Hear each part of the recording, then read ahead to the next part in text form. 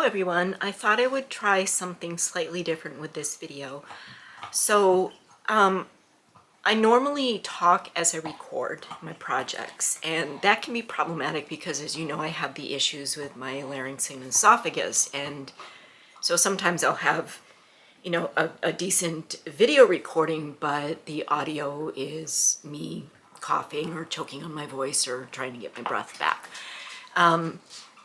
So that, and also the fact that I realized that I was passing up the odd hour here and there when I might be able to work on something because things in the house were a little chaotic or noisy. There was too much in and out. The dogs were wound up. My husband was home and talking loudly on the phone, all of which made it very difficult to record, so I wouldn't do the work.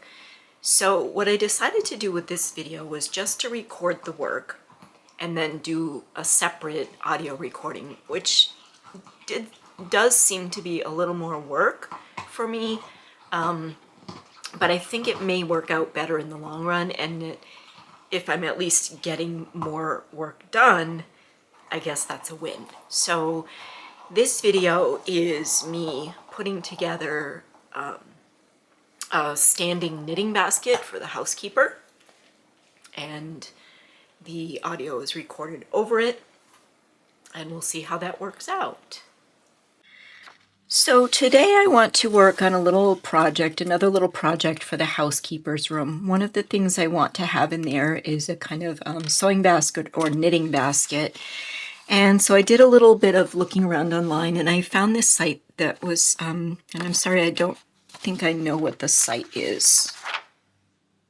Yeah, but these are not miniatures anyway. But I found a site selling different kinds of vintage knitting baskets, and I thought this would be a great project for the housekeeper's room.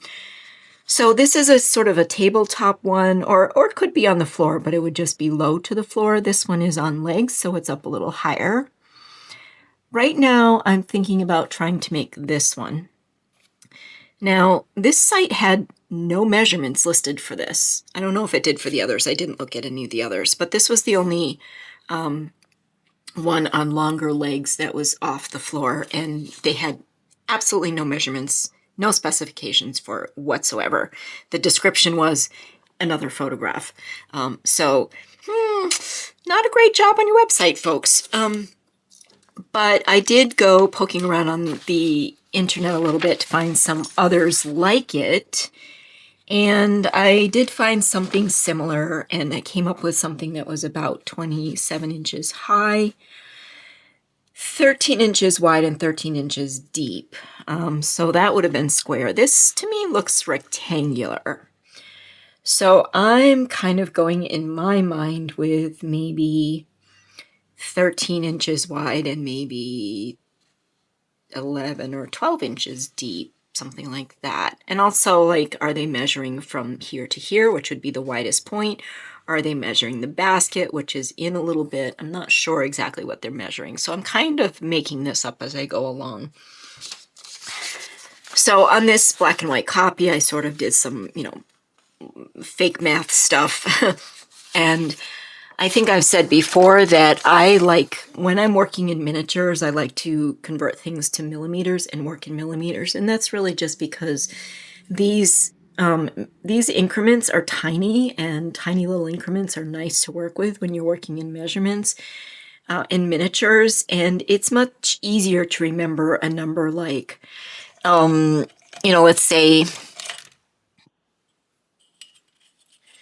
let's say I wanted something that was 2 inches, or no, let's say 1 and 13/16. That's what that is right there. 1 and 13/16. That's a mouthful, and it's difficult to remember. But if I look at that in millimeters, that is about right there, which is 46 millimeters. So 1 and 13/16 or 46, which is easier to remember? Clearly the 46. And it's just a nice tiny increment to work with when you're working in miniatures. So once I got my rough estimate of inches, the one that I looked up had both centimeters and inches, so I kind of played around with that. Once I had full-size centimeters, I then did the math to bring that down to millimeters. No, I take that back. I did the math to divide by 12, and then I did sort of millimeters from there. So 70 centimeters, that's 700 millimeters. Where is my calculator? Where is my calculator? That is a good question. This is what happens when you rearrange your space, your workspace, is that then you can't remember where you put things. I have a calculator somewhere. Where do you suppose I put that? There it is. That's not a good spot for it. I'm moving that. Okay, so 700 divided by 12 equals, yeah. So 70 centimeters is 700 millimeters. Take my word for it. If you're not used to centimeters and millimeters, just trust me on that. Centimeters times 10 is millimeters. 700 millimeters. Divided by 12 is 58.33. So I said, what's a convenient number? I'm going to go to 60 millimeters. I wanted to go a little bit bigger because I think I'm going to be dealing with really fussy, tiny little pieces for this. And if I can get away with making them just a little bit bigger, it'll be that much easier to work with. So I just kind of worked it out from there. The width was about half of the height, so if I'm going to do 60 millimeters high, then I want to do about 30 millimeters wide, and I think I'm going to probably end up with something like 24 millimeters deep. Actually, that measurement is just going to sort of happen after I do the other stuff. We'll see what it comes out as, so I don't really know how that's going to go. A lot of the measuring that I do, I honestly make it up as I go along. Although I'm making this 60 millimeters high, this leg piece actually needs to be a little bit longer than that. And here's where, if I could remember my geometry, I'd be able to figure out exactly how long that's supposed to be. I don't know. So I'm going to make it longer and then trim it down to size. I have these little dowels that I don't know why I have these. I got a whole pack of these little dowels for some reason. It was probably some project I was going to do and never did.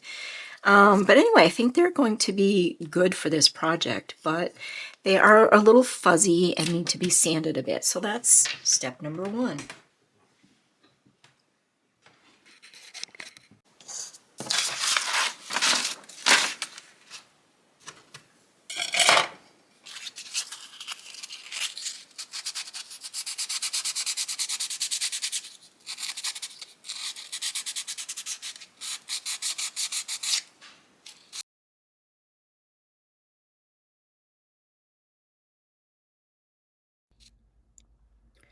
I'm using Little Fair's interior wood dye in the color light oak.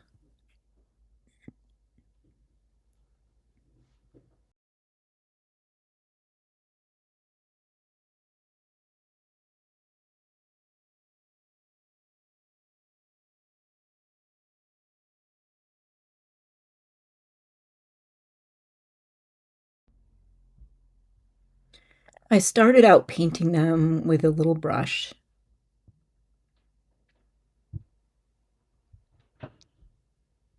But then switched to just dipping the whole pieces into the bottle.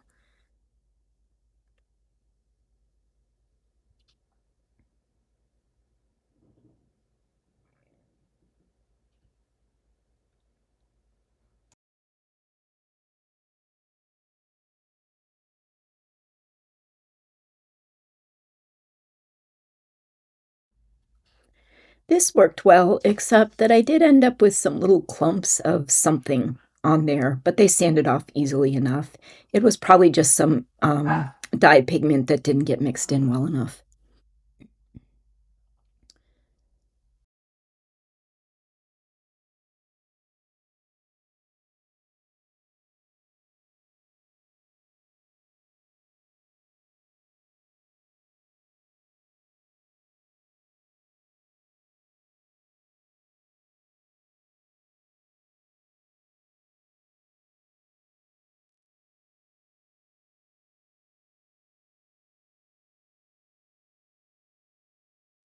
Here I am just messing around with some graph paper, trying to figure out some measurements from my next step. I wanted to figure out what length to cut the legs, and I really felt that I couldn't work just from making calculations of measurements. I kind of needed to see what this was going to look like in 3D. Um, in 3D space to figure out how I wanted things spaced and how long I wanted them to be.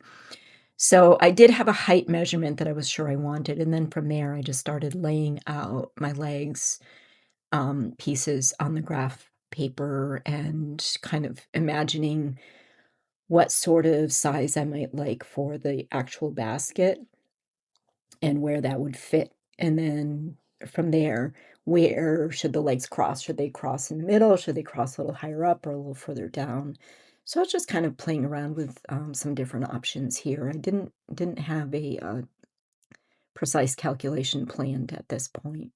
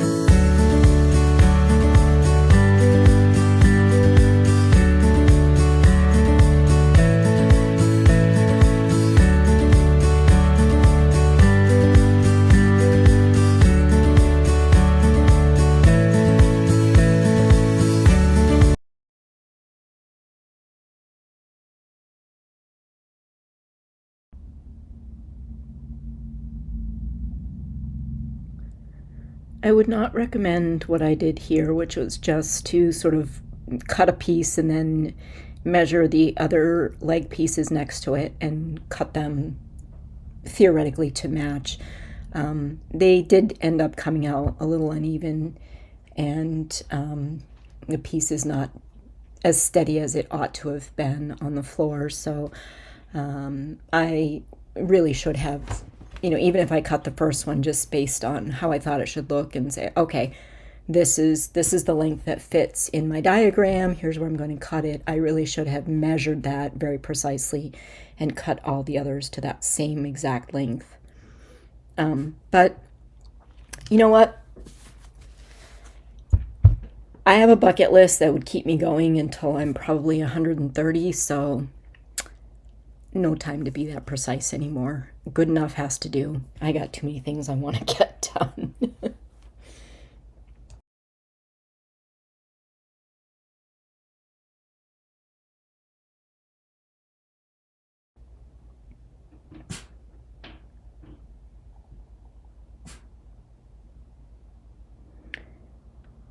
Why is it so satisfying to pick dried glue out of something like this?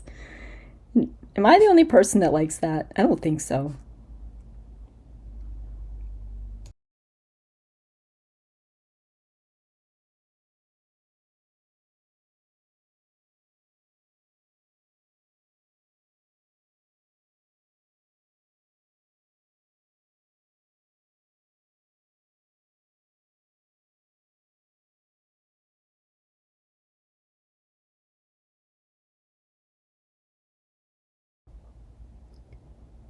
This part was so fiddly, and yes, it did keep collapsing and coming apart on me. It was really, really challenging to get this glued together.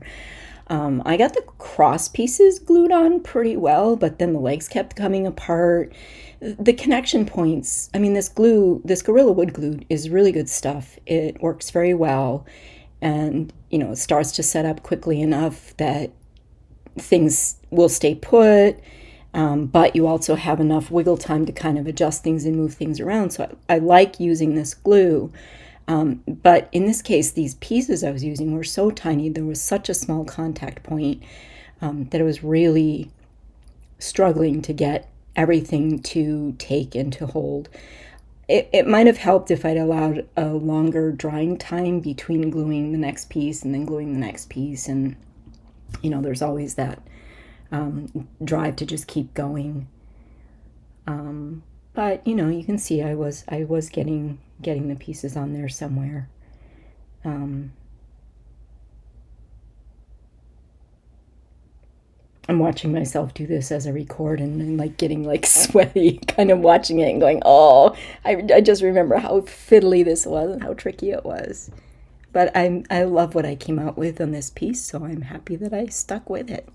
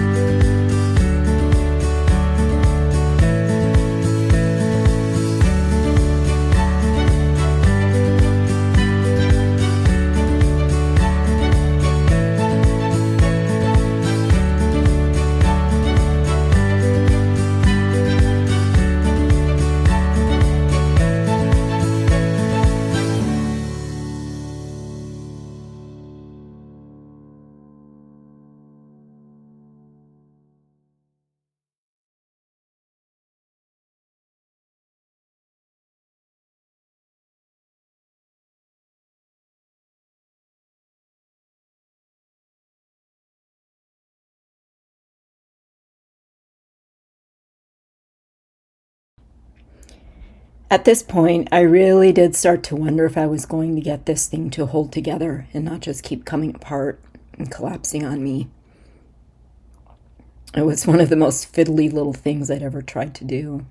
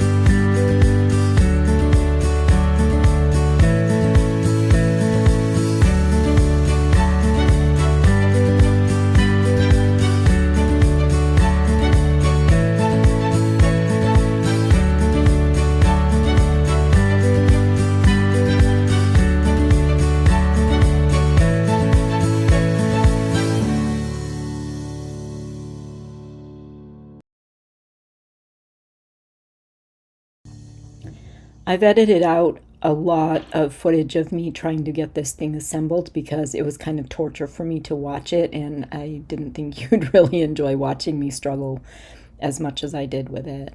But we got there in the end. Idea about the size of my basket, I started taking some more precise measurements to get a real accurate idea of how big I was going to make the basket and where I was going to sit it in the frame. So this is just where I was kind of sketching out my basket design and then trying to figure out where I wanted it to be, how long I wanted it to be.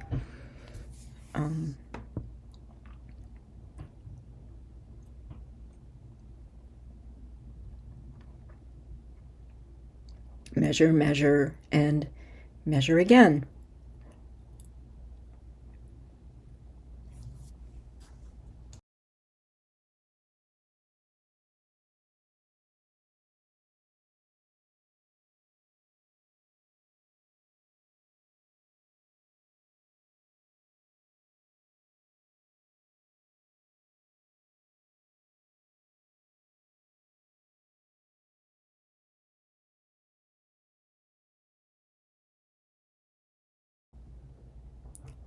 Then I started drawing out my pattern pieces for the basket. I'm just using an edge of the same piece of graph paper and working out the pieces for the front and back, the sides and the bottoms. And I did need to make sure that I included on my front and back pieces enough extra length on the top to wrap around the the rods, the hanging rods of the basket, if that makes any sense.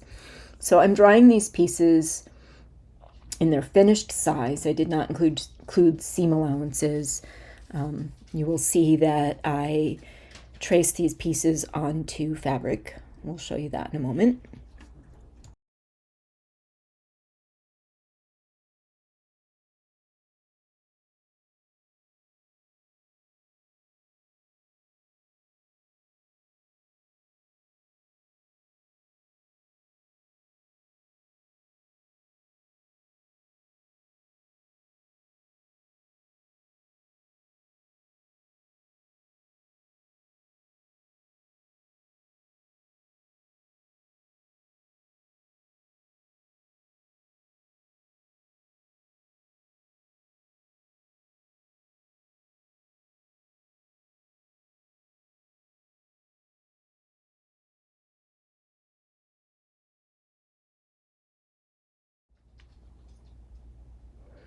I noticed that the basket and the piece that I was modeling this after had a wider top and a slightly narrower bottom, sort of a tapered basket.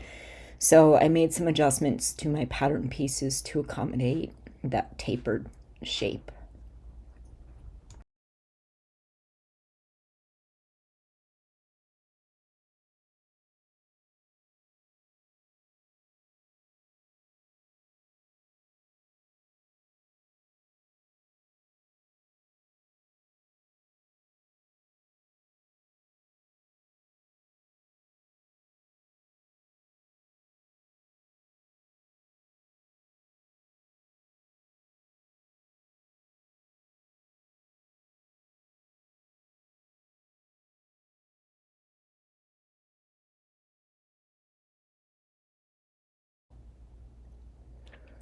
The next thing obviously was to cut out my pattern pieces or my templates. I'm using my favorite scissors, these little Fiskars. I think they're 4-inch scissors or 5-inch scissors, but they have a nice sharp point. They seem to stay sharp for a long time. I can cut fabric with them a little bit, like just, I wouldn't cut huge lengths of fabric, but I'm just cutting a little bit. They work great for that. But threads, paper, anything like that I need a really precise, sharp point for, they're really good. I actually sent a pair of them to my favorite miniaturist, and I noticed in her videos that she's using them all the time, so that made me pretty happy. And here I'm just testing the template pieces, kind of dry fitting them to see if I'm going to like the shape, and I was happy with that. So the next thing I did was get out my cotton fabric and start tracing these template pieces with a generous space in between to allow for a seam allowance. I made my seam allowances much bigger than I intended to keep them at the end, just because when you're working with pieces this tiny, just like when I made the Housekeeper's quilt, having that extra seam allowance to begin with just gives you something more to grab hold of and work with. And I wanted to make this as easy as I could for myself. You can always trim something away. Can't really add what you don't have to begin with.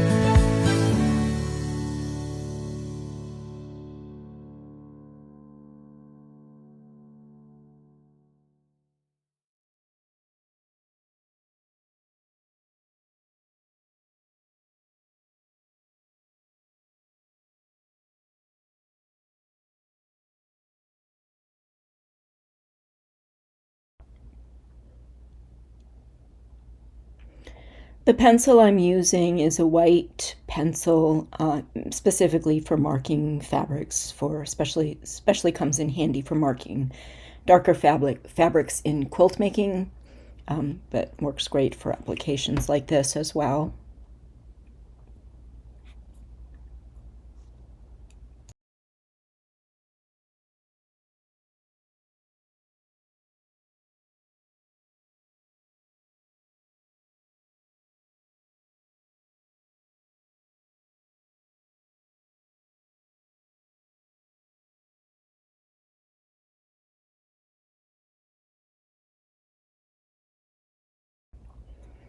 Now I have all my fabric pieces cut out, and it's time to begin sewing them together.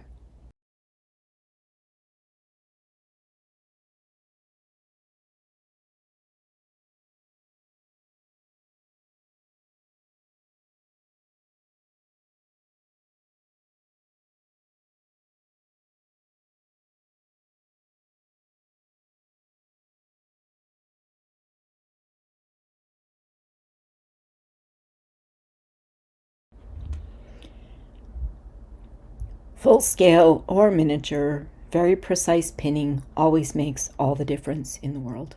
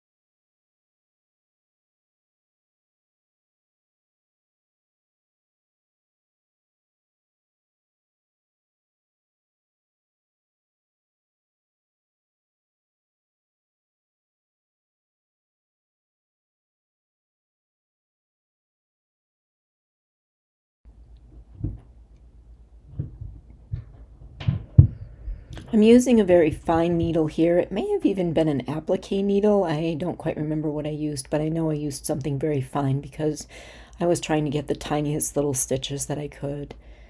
Just, remembering that a normal size stitch is going to look gigantic in the dollhouse. Not that the stitches would be very visible, but I did want to have a good tight closed seam on all of these joins, so the tinier stitches I could make, the better.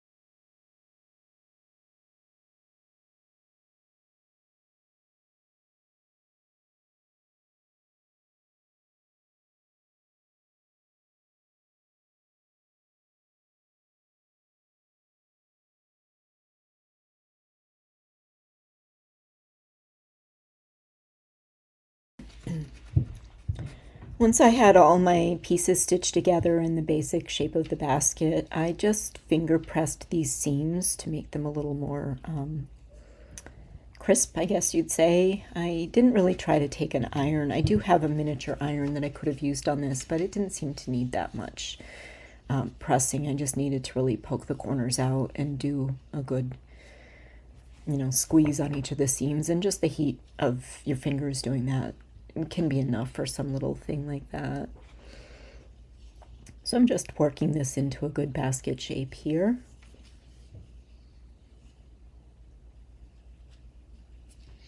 Getting rid of some loose threads, and then kind of checking about my flaps. Are they going to be the right size? I was a little concerned for a moment I might have not made them big enough, but then I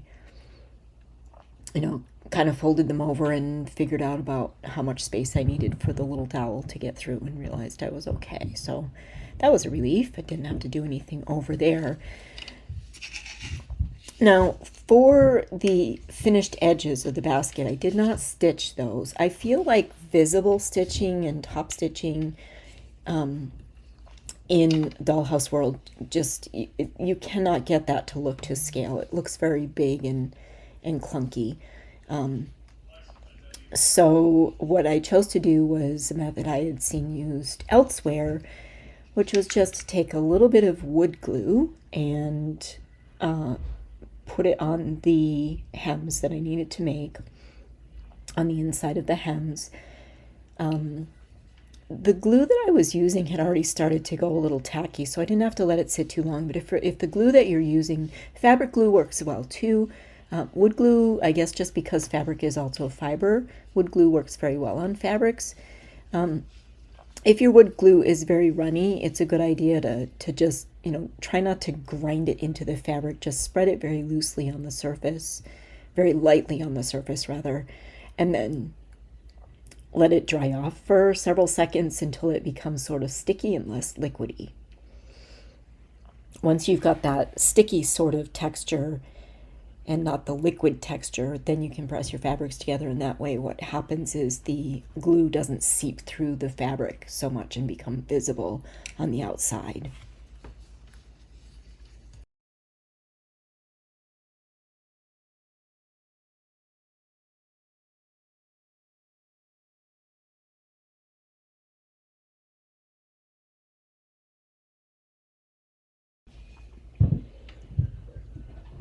In the end, I turned the basket inside out. It was easier to fold the pieces over that way.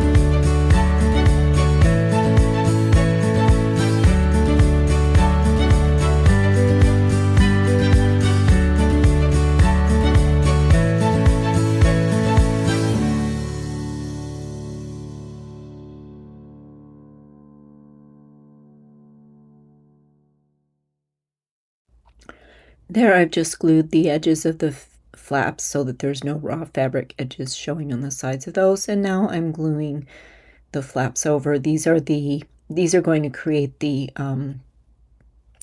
what's the word? The sleeves, I guess, that the dowels are going to go through, the hanging dowels.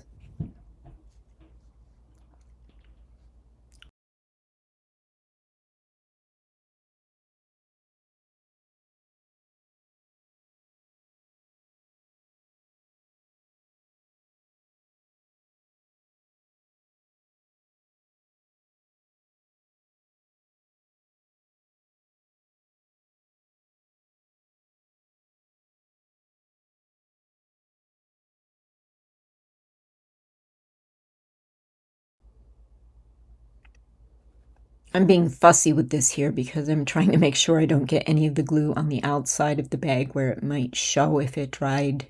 It might make a sort of a crunchy appearing bit of fabric. I'm not sure that it would show color-wise. Maybe. I don't want to find out. It could.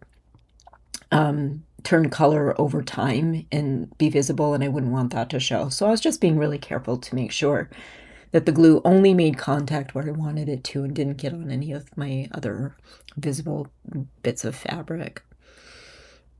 So you can see there, I'm putting the dowel in and it fits. Yay!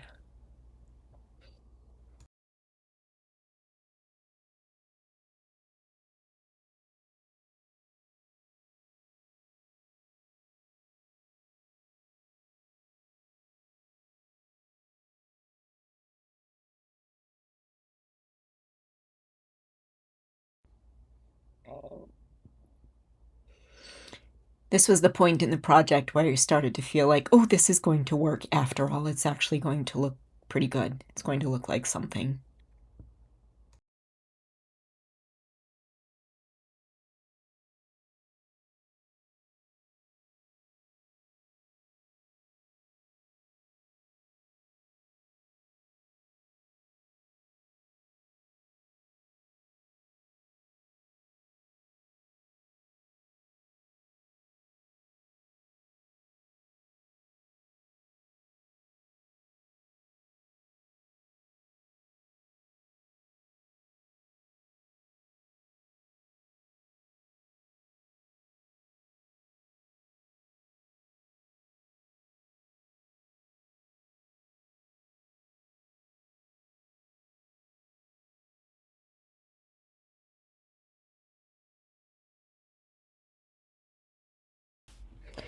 Critical moment here where I'm now going to see if the basket actually fits in the frame, which you may have noticed, despite all my fiddling and thinking that I had succeeded in assembling it, had fallen apart. But at this point I thought, you know, the main two sides have held together. It's the crisscross that's not holding. But if I have the basket in the frame, if I glue that in, maybe that will help support the whole piece and those crisscrosses will stay glued together. So right now I have sort of a tangled up mess, but I'm still hopeful. And so I'm trying again not to get glue on the fabric, just to get the glue into place, get the dowels into place on the frame and have the glue where I need it to be and not where I don't want it to be.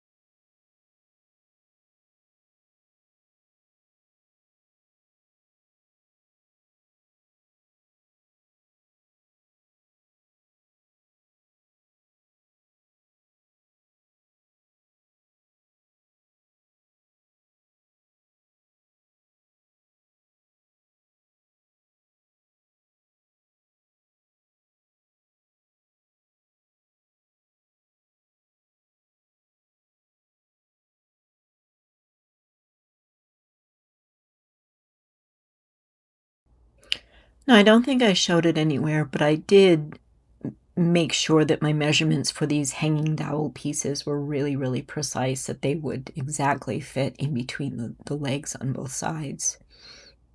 So at some point, honestly, I don't even remember now when I did that calculation, but I know that at some point in the planning, I made sure that the basket would fit, that I would have just a little bit of space on either side so that I could actually glue the dowel, and that the dowels would be precisely measured exactly right to fit in between those legs so that they would support themselves, join the legs together, and support the whole piece. So it, you know, did get quite a bit fiddly in there. There were places where I couldn't get away with not measuring everything until I was at that point, and there were places where you had to measure very precisely, but it worked out okay.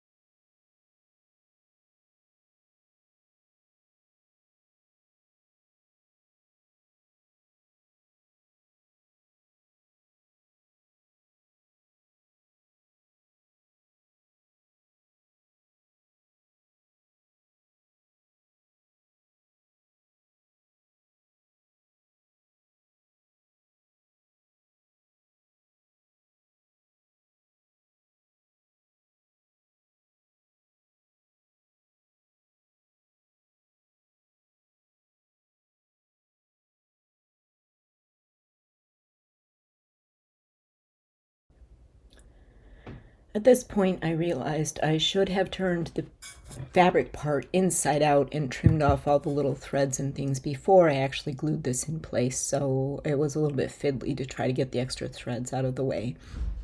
No one's going to see inside this bag once I fill it with things, but I still like my work to be as neat as I can get it.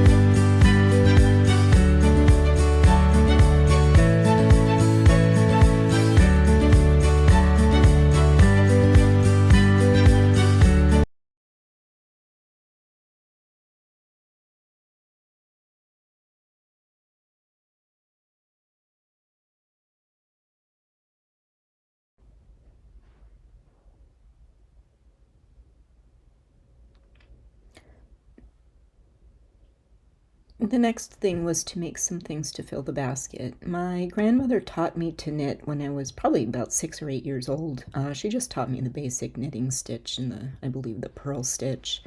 I didn't really take to knitting. I didn't like it that much, but I do, for some reason, still remember how to do the basic knitting stitch. And so what I am doing here is I am using cocktail sticks or toothpicks and just knitting a length of, I don't know, scarf, piece of a sweater or something, just an oblong length of knitting, not meant to be anything in particular. And I am using pearl cotton. I think I was using a number 8 or possibly a number 12 for this. I honestly don't remember. It was very fiddly. I don't like knitting in miniature any better than I do in real size. But I just had to get a little bit done just to have something to look at and fill up the basket.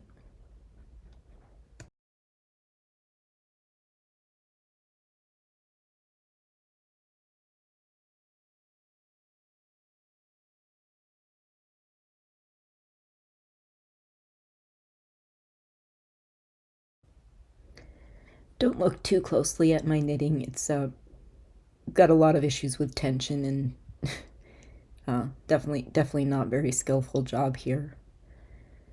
I was thinking that the knitted piece looked a little bit chunky and bulky, but honestly, that's okay. I mean, sometimes you do make things in real life that are chunky, thick sweaters, thick blankets, things like that. So I decided to keep going with it and just see if I could, once I put the whole thing together and put everything in the basket, how I felt about it.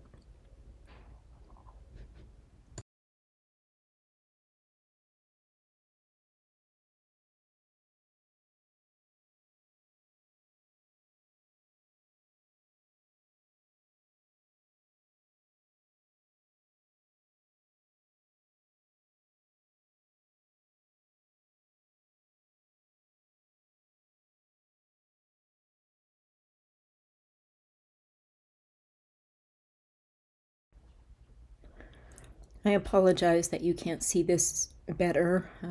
My hand is in the way, of course. But what I did here was I started with a bit of tissue paper, just kind of bunched up into a little ball, just to give me a center to wrap some of the yarn around.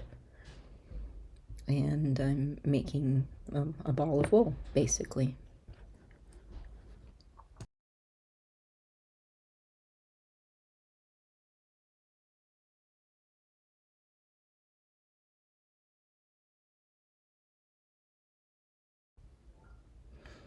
This is the yarn that I was actually doing the knitting with. Once I had knitted enough that I felt like I could, stop there, I just cut off a really long tail of the pearl cotton and used that to make the ball of wool so that the knitting looks like it's coming off this particular ball of wool.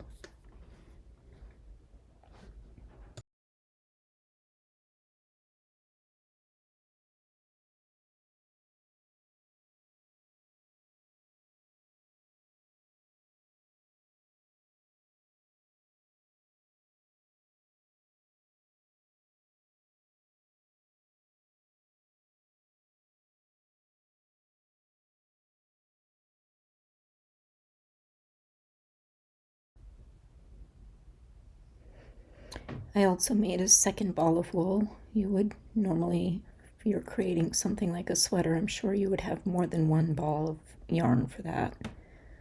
So that's why this one is being cut. This is not attached to the actual knitting project. And then I did use a little bit of glue to just kind of tack the end into place there, so I have a loose end, but it also won't be unraveling. I stuffed a bit of tissue paper into the bag just to fill up some of the space, because you're not going to see what's under the top layer of little things that I put in here, so I didn't want to, spend a lot of time making additional balls of yarn or additional knitted or crocheted projects that wouldn't be seen, so I just stuffed the bottom of it.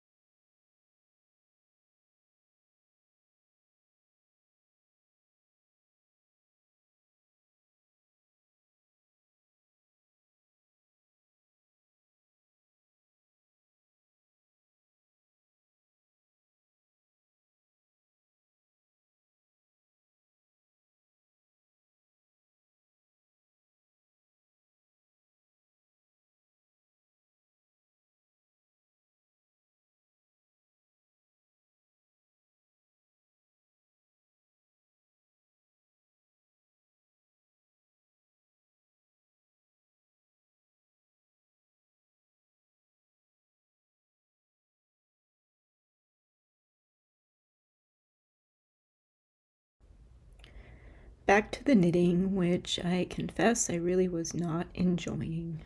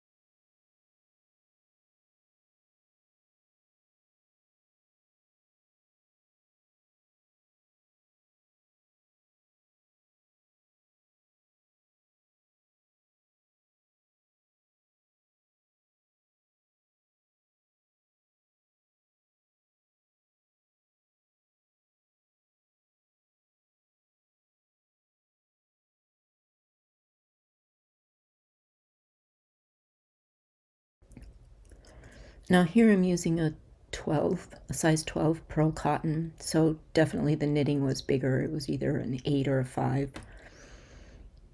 And I'm working on some granny squares. The first granny square that I did it just came out a little too big. I'm using a 0.75 millimeter crochet hook for this, and you can actually kind of stab yourself with it if you're not careful.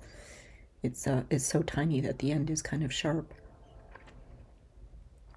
I do like crochet better.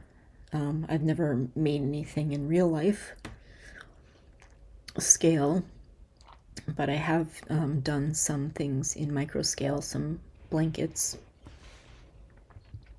and it's a little bit fiddly to get it started, but once you get going it gets easier. You just need to have something to hang on to first. That's what makes it hard in the beginning, is there's nothing to hold on to.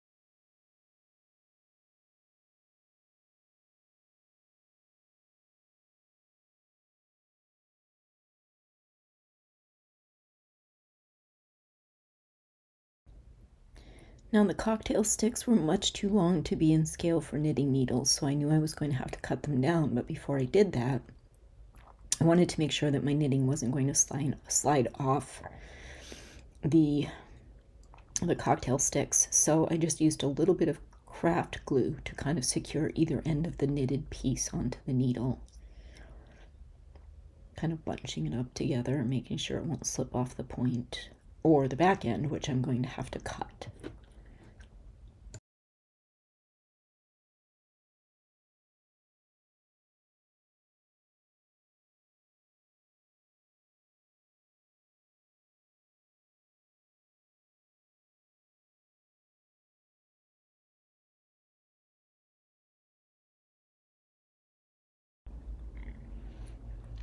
I looked up the size of knitting needles. I honestly didn't really know for sure how long they ought to be. And this is my 12th scale ruler. So I'm cutting these. I think I decided to go with about 14 inches for the needles. I figured, that was on the larger scale. But I figured that if you're doing kind of a chunky sweater with chunky yarn, you'd probably be using larger needles. I was a little concerned that these cocktail sticks were too thick to be knitting needles. But again, I kind of, worked through my scale measurements and figured out that yes, there would be needles that would be this thick, especially if you're using chunky yarn and doing something bulkier like that.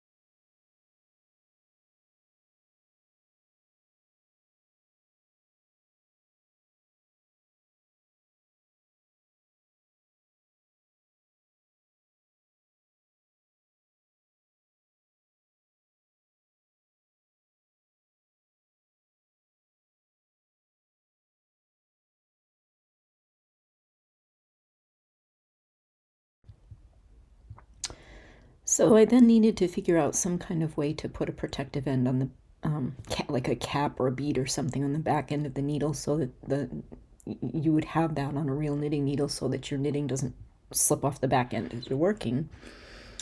I thought about maybe trying to figure out something with clay, bead. In the end, I cut the heads off of a couple of sewing pins.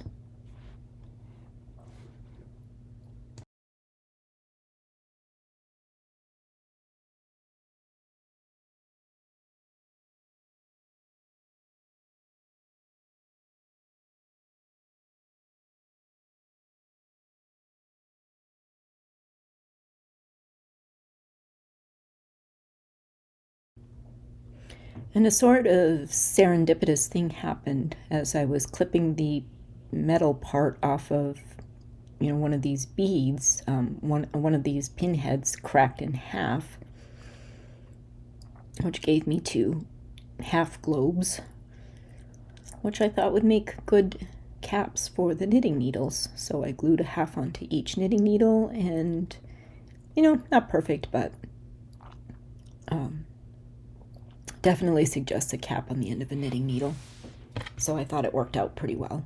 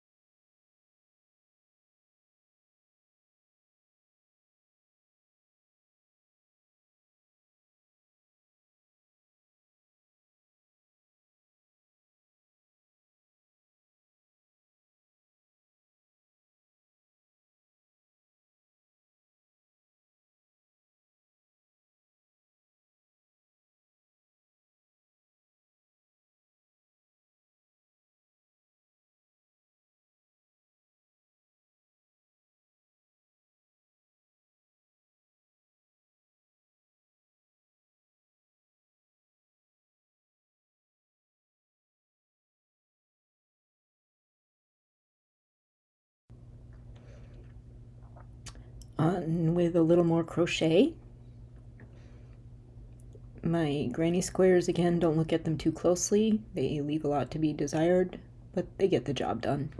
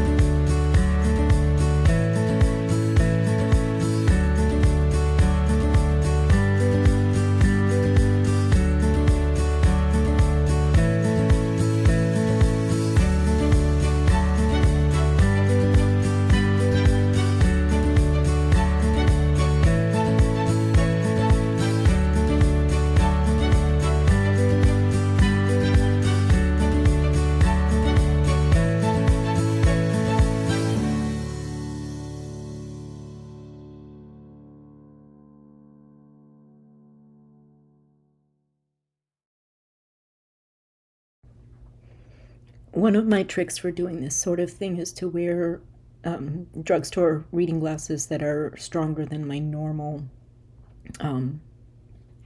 It's not a prescription exactly, but stronger than the strength that I would use just for reading and doing ordinary things. So I think these are, I think I normally use a 1.25, and these are probably a 1.5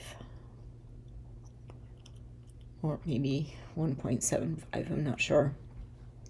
But they're a pair that I keep just for doing this kind of really tiny little work where I need to see very small details.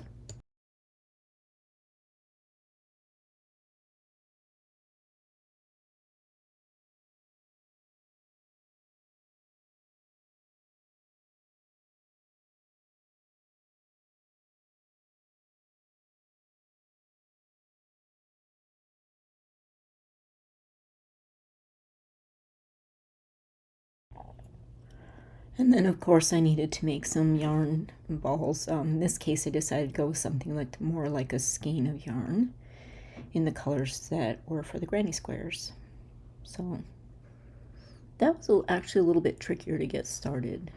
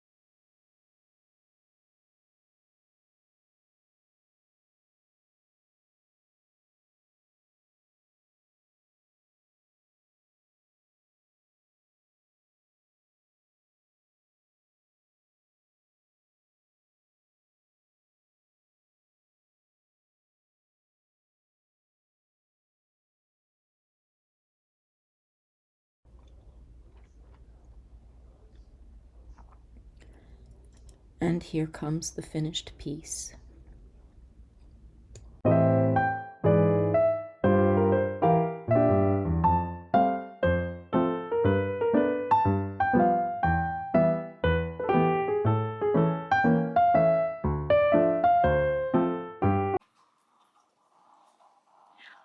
Okay, so that's it for this little project. I'm really happy with how it came out. It came out better than I expected, which is really nice.